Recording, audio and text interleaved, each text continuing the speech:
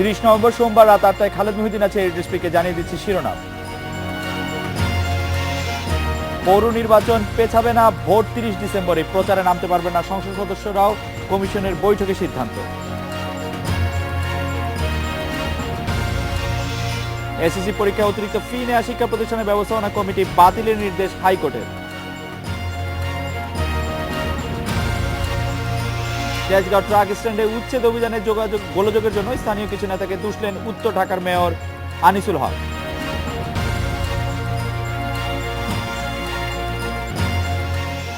পৌরসভা নির্বাচন পেছাচ্ছে না, বিএনপির এবং জাতীয় পার্টির দাবি নাকচ হয়েছে নির্বাচন কমিশনের বৈঠকে। সংসদ সদস্যদের প্রচারে নামার সুযোগ চেয়ে আওয়ামী লীগের দাবিও গ্রহণ করেনি কমিশন।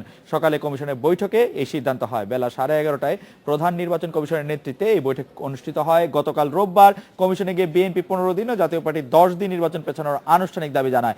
অন্যদিকে সংসদ সদস্যদের পৌর নির্বাচনে প্রচারণায় অংশ নেওয়ার সুযোগ দিতে আচরণবিধি সংশোধনের দাবি জানায় আওয়ামী লীগ। বৈঠক শেষে প্রধান নির্বাচন কমিশনার জানান, এই সময়ে আচরণবিধি সংশোধন সমীচীন হবে না, নির্বাচন পেছানো সম্ভব নয়।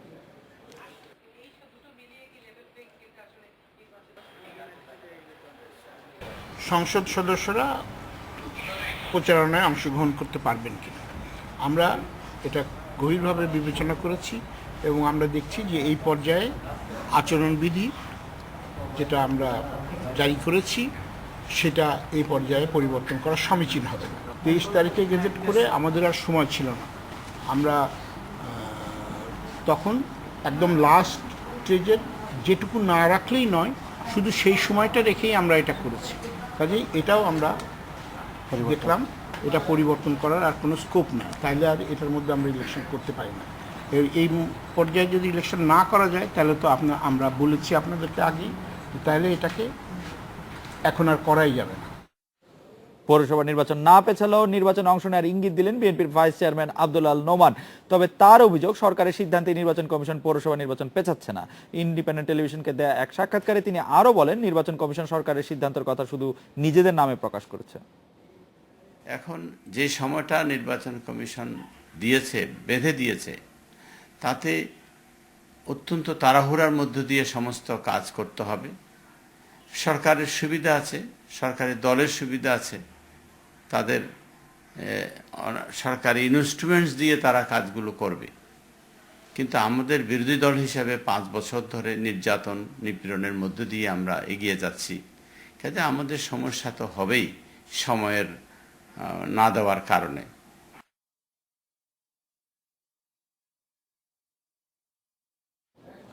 এই বিষয়ে কথা বলতে আমাদের সঙ্গে থাকছেন আওয়ামী লীগের উপদেষ্টা মণ্ডলীর সদস্য অ্যাডভোকেট ইউসুফ হোসেন হুমায়ুন এবং বিএনপি চেয়ারপারসন উপদেষ্টা অ্যাডভোকেট জয়নাল আবেদিন। তবে তাদের সঙ্গে কথা বলার আগে আমরা একটা ছোট বিরতি নিচ্ছি। অ্যাডভোকেট ইউসুফ হোসেন হুমায়ুন এবং অ্যাডভোকেট জয়নাল আবেদিনের সাথে কথা বলার আগে আমরা আরেকটি খবর দেখে আসি যে নাইকো দুর্নীতি মামলায় আদালতে আত্মসমর্পণ করে জামিন পেয়েছেন বিএনপি চেয়ারপারসন বেগম খালেদা জিয়া। আইনজীবীরা শারীরিক অসুস্থতার কারণ দেখিয়ে জামিন চাইলে বিচারক সেই আবেদন গ্রহণ করেন। মামলার পরবর্তী শুনানির তারিখ ঠিক করা হয়েছে 28 ডিসেম্বর।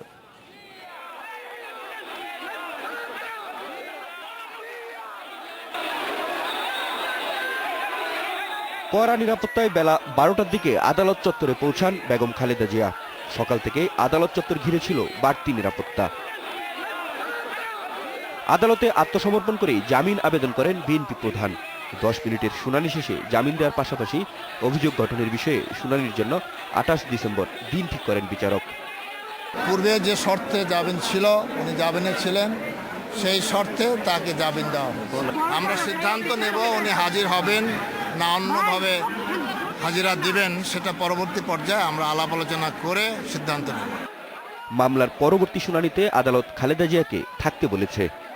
মাননীয় আদালত তার পদমর্যাদা বা চিন্তা ভাবনা করে তাকে জামিন দিয়েছেন। জামিন প্রদান করা হলে তাকে মুচলেখা প্রদান করতে হয় এবং পরবর্তী তারিখে উপস্থিত হতে হবে, সেটা শর্ত সাপেক্ষেই তাকে জামিন দেওয়া হয়। ঠিক একইভাবে বেগম খালেদা জিয়াকে মুচলেখার মাধ্যমে অত্র জামিন দেওয়া হয়েছে। 2007 সালের 9 ডিসেম্বর কানাডার কোম্পানি নাইকোর সঙ্গে চুক্তির মাধ্যমে 13,777 কোটি টাকা আর্থিক ক্ষতি ও দুর্নীতির অভিযোগে খালেদা জিয়া সহ 5 জনের বিরুদ্ধে মামলা করে দুদক। এই মামলার বৈধতা চ্যালেঞ্জ করে খালেদার রিট আবেদন খারিজ হয় গত 18 June. Masud Curzon, independent news, Dhaka. এদিকে পৌরসভা নির্বাচনে জোটের শরিক জামায়াতে ইসলামের সহযোগিতা চেয়েছেন বিএনপির স্থায়ী কমিটির সদস্য আসমা হান্নান শাহ। তার মতে জামায়াতের উচিত হবে জাতীয়তাবাদী শক্তি ও ধর্মীয় মূল্যবোধের শক্তির সঙ্গে মিলে সরকারকে পরাজিত করা।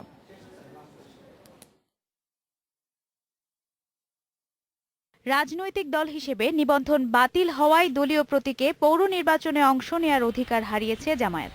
নির্বাচনে দলটি কি কৌশল নেয় তা নিয়ে কৌতূহল আছে রাজনীতির ময়দানে। যেহেতু ওনাদের গণমাধ্যমে আসার সুযোগটা কম, সেজন্য ওনারা কথা নয় কর্মের মাধ্যমেই তার প্রমাণটা দিয়ে দেবে। জামায়াত নির্বাচনের যোগ্যতা হারালেও ভোটে জোটের শরিক দলটির ভূমিকা হারিয়ে যাবে না বলে মনে করে বিএনপি।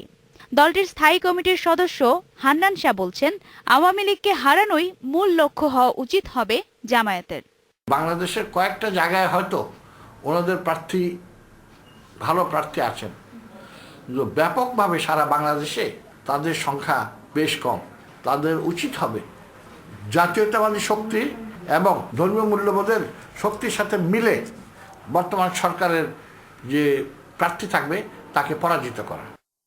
অ্যাডভোকেট ইউসুফ হোসেন হুমায়ুন এবং অ্যাডভোকেট জয়নাল আবেদিন আছেন আমাদের সঙ্গে। অ্যাডভোকেট ইউসুফ হোসেন হুমায়ুন, আপনার কাছে জানতে চাইবো যে আপনি কি চান যে অ্যাডভোকেট ইউসুফ হোসেন হুমায়ুন আপনি কি চান যে বিএনপি এই পৌরসভা নির্বাচন যে 236টি পৌরসভা নির্বাচন হবে সেটিতে বিএনপি অংশ নেক, আপনি কি সেটি চান?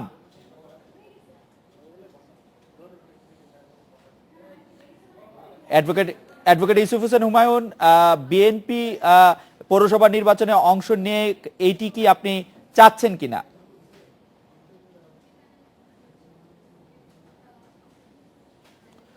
আমার মনে হয় যে অ্যাডভোকেট ইউসুফ হোসেন হুমায়ুন আমাদেরকে শুনতে পাচ্ছেন। আমি অ্যাডভোকেট জয়নাল আবেদিন আপনার কাছে জানতে চাইবো যে পৌর নির্বাচনের ক্ষেত্রে আওয়ামী লীগের পক্ষ থেকে দাবি করা হয়েছিল যে যাতে মন্ত্রী এমপিরা অন্তত এমপিরা যাতে প্রচার প্রচারণা অংশ নিতে পারে, নির্বাচন কমিশন সেই দাবি নাকচ করে দিয়েছে।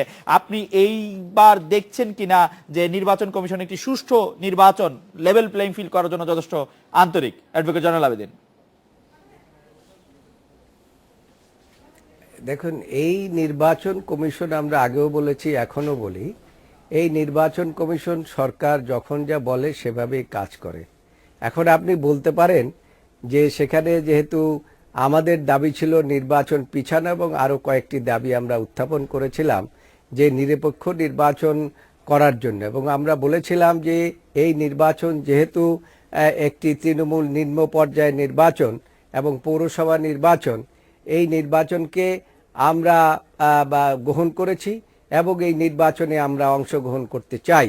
তবে আমরা বলেছিলাম যেহেতু বিগত কয়েক বছর পর্যন্ত বিএনপির বিভিন্ন পর্যায়ের নেতা কর্মীর বিরুদ্ধে মামলা মোকদ্দমা দেওয়া হয়েছে এবং বিএনপি তার যখন দল গুছানো অবস্থায় রয়েছে এই কারণে এবং বিভিন্ন আরো কিছু কারণ দেখিয়ে আমরা নির্বাচনকে পিছানোর জন্য বলেছিলাম। সামান্য কয়টা দিন মাত্র জাতীয় পার্টিও বলেছিল, আরো কয়েকটি রাজনৈতিক দল বলেছিল যে দেশের স্বার্থে অ্যাডভোকেট জয়নাল আবেদিন, নির্বাচন কমিশন তাদের আমি যেটাকে বলি হচ্ছে যে তাদের সীমাবদ্ধতা জানিয়েছে যে এখন আর এটি চেঞ্জ করা সম্ভব নয় এবং তারা কিন্তু আসলে সরকারের যে দাবি সেই দাবিও কিন্তু সে মানেনি। সরকার দাবি করেছিল যে যাতে আওয়ামী লীগের এমপিরা নির্বাচনে প্রচার প্রচারণা করতে পারেন, বা সেটিও তো তারা মানেনি। সেই ক্ষেত্রে এটিকে ইতিবাচক দেখবেন কিনা, দেখছেন কিনা? দেখুন খালেদ ভাই, তারা এই দাবিটা করেছিল নিছক যে বিএনপির দাবি আসতে পারে সেই কারণে, যাতে করে ইলেকশন কমিশন তারা একটা যুক্তি খাড়া করতে পারে।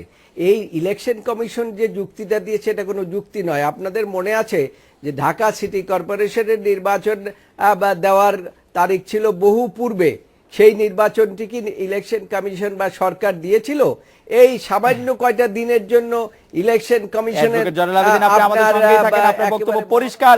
আপনি বলছেন যে এখানে শুধু সরকারের ইশারাতে ইলেকশন কমিশন কাজ করছে। অ্যাডভোকেট ইউসুফ হোসেন হুমায়ুন, আমরা আশা করছি আপনি আমাদেরকে শুনতে পাচ্ছেন। অ্যাডভোকেট ইউসুফ হোসেন হুমায়ুন, আপনি আমাদেরকে একটি প্রশ্নের জবাব আপনার কাছে চাইছি। আপনি চাইছেন কিনা যে বিএনপি এই পৌরসভা নির্বাচনে অংশগ্রহণ করুক? এটি আপনার চাওয়া কিনা? আমি আওয়ামী লীগের উপদেষ্টা মণ্ডলীর সদস্য অ্যাডভোকেট ইউসুফ হোসেন হুমায়ুনের কাছে জানতে চাইছি।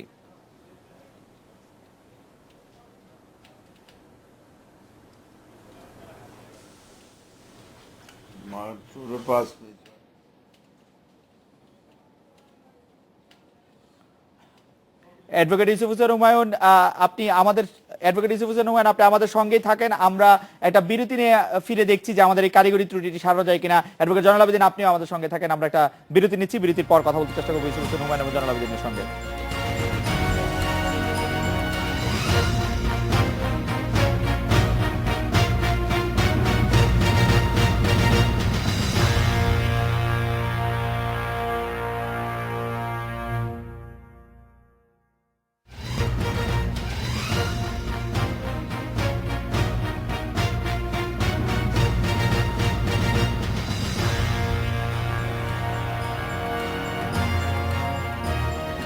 অ্যাডভোকেট ইউসুফ হোসেন হুমায়ুন, আপনাকে অনেক ধন্যবাদ, অনেক কারিগরি ত্রুটি সত্ত্বেও আমাদের সঙ্গে থাকার জন্য। অ্যাডভোকেট ইউসুফ হোসেন হুমায়ুন, আমি আপনার কাছে জানতে চাইছিলাম যে আপনি চাচ্ছেন কিনা যে বিএনপি নির্বাচনে অংশ নিক, সামনে যে 236টি পৌর নির্বাচন আছে সেটিতে অংশ নিক, সেটি আপনি চান কিনা? অ্যাডভোকেট ইউসুফ হোসেন হুমায়ুন।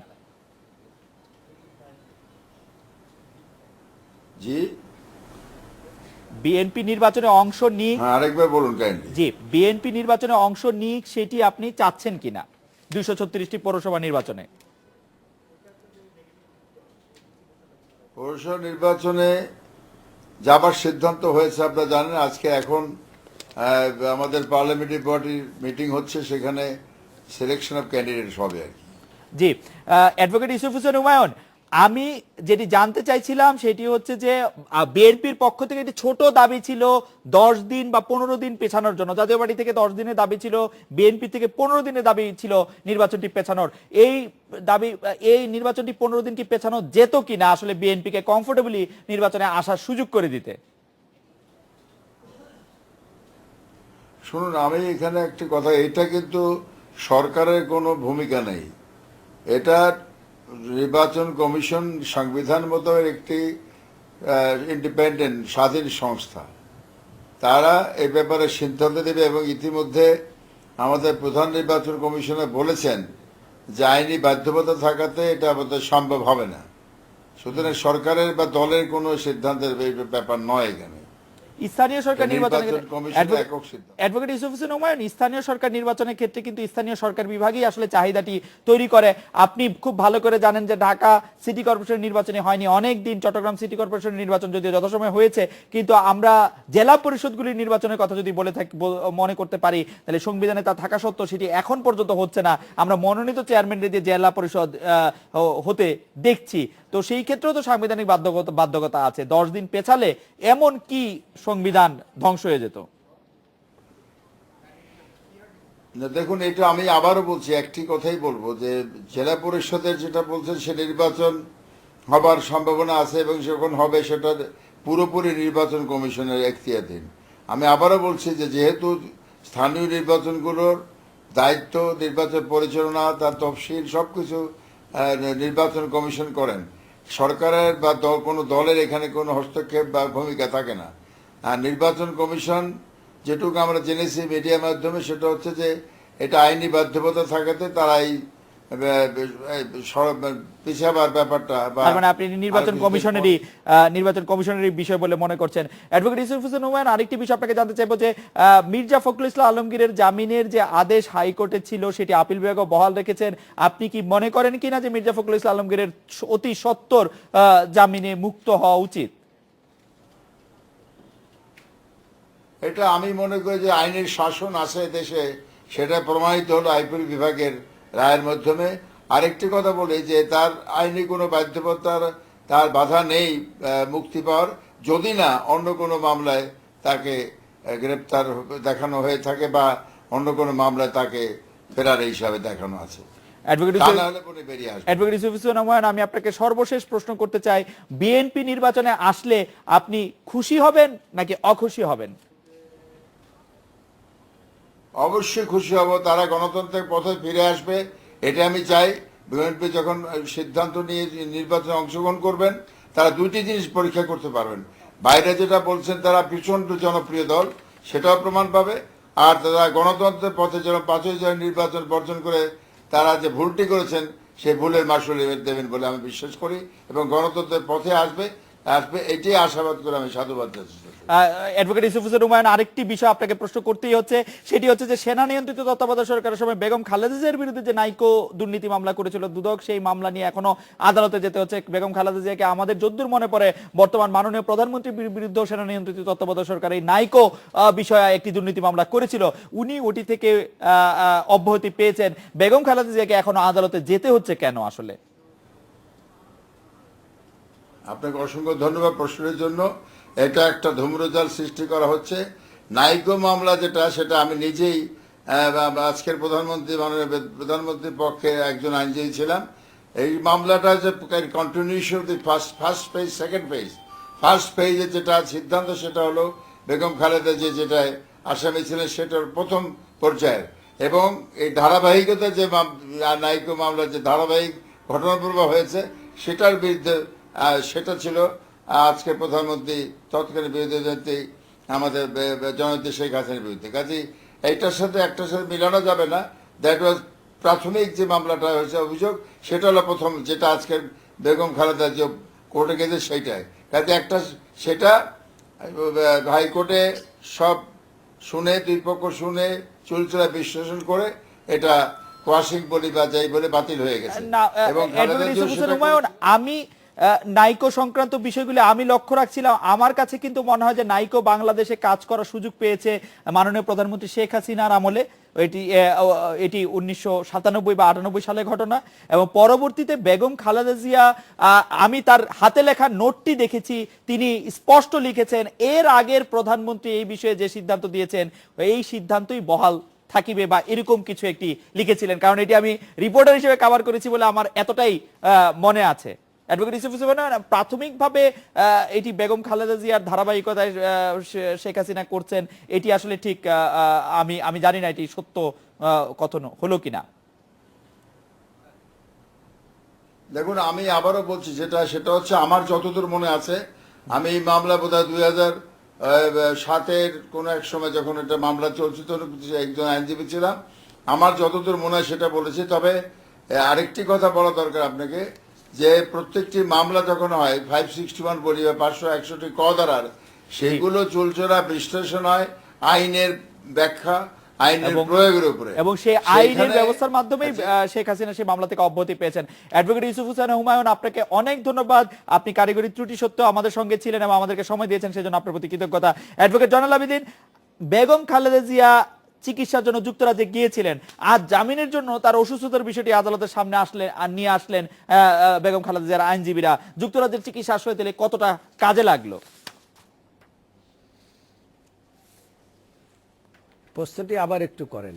অ্যাডভোকেট জয়নাল আবেদিন, বেগম খালেদা জিয়া চিকিৎসার জন্য যুক্তরাজ্য গিয়েছিলেন, আজকে তিনি যখন আদালতে হাজিরা দিলেন তখন আবারও তার জন্য তার শারীরিক সুস্থতার বিষয়টি আইনজীবীরা সামনে নিয়ে আসলেন, যে বলা হলো যে তিনি আসলে ঠিক সুস্থ নন। তাহলে যুক্তরাজ্যের চিকিৎসা 2 মাস যে তিনি চিকিৎসা নিলেন সেটি কতটা কাজে আসলো বলে আপনাদের বিবেচনায়? আপনি জানেন যে আমাদের বিএনপির মুখপাত্র তিনি কিছুদিন আগে প্রেস ব্রিফিং করে বলেছেন যে তিনি চিকিৎসার জন্য গিয়েছিলেন, ওখানে চোখের চিকিৎসা এবং পায়ের চিকিৎসা করেছেন। চিকিৎসা সম্পূর্ণ হওয়ার পূর্বেই তিনি দেশের রাজনৈতিক অবস্থা এবং আপনার দল গোছানোর কাজেও মনোনিবেশ করার জন্য তিনি চলে এসেছেন, এবং আরও তিনি আবার যখন প্রয়োজন হবেন, আরও যখন শরীর তার খারাপ হবে তখন তিনি আবার যুক্তরাজ্যে যেতে পারেন, সেরকম একটা অবস্থার মধ্যে বেগম খালেদা জিয়া আছে। কিন্তু আজকের যে বেলটি যেখানে আপনি জানেন যে বেগম খালেদা জিয়া আইনের প্রতি শ্রদ্ধাশীল, এবং সেই শ্রদ্ধাশীলতার কারণে দেশের সর্বোচ্চ আদালত একটি আদেশ দিয়েছে। আদেশের লাস্ট পার্টটা আমি আপনাকে 1 সেকেন্ডের মধ্যে বলে দিচ্ছি। সেটা হচ্ছে যে বেগম খালেদা জিয়া এই আদেশটির 2 মাসের মধ্যে সারেন্ডার, আদেশ পাওয়ার 2 মাসের মধ্যে নিম্ন আদালতে সারেন্ডার করবেন, এবং সেখানে পরিষ্কারভাবে আদালত উল্লেখ করে দিয়েছেন, the trial court shall consider the bail of the petitioner if any as she did not misuse the privilege of bail. ইতিপূর্বে বেগম খালেদা জিয়া একদমই পরিষ্কার, তিনি বেল মিসইউজ করবেন না, সেই অর্থে তাকে যাতে বেল দেওয়া হয় সেরকম নির্দেশনা ছিল। অ্যাডভোকেট জয়নাল আবেদিন, অ্যাডভোকেট ইউসুফ হোসেন হুমায়ুন, আপনাদের অনেক ধন্যবাদ।